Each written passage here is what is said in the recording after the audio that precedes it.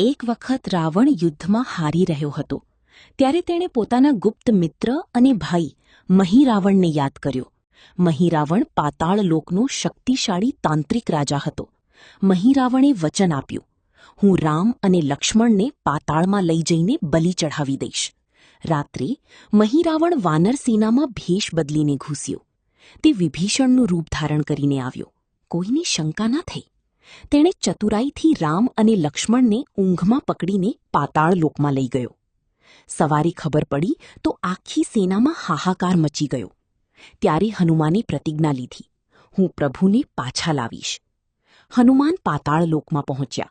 ત્યાં તેમણે જોયું કે મહીરાવણ યજ્ઞ કરીને રામ લક્ષ્મણની બલિ આપવા તૈયાર હતો.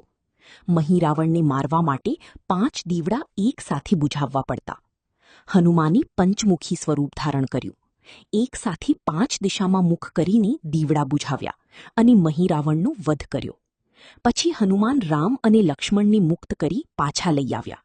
આખી વાનર સેનાએ જય હનુમાનના નારા લગાવ્યા.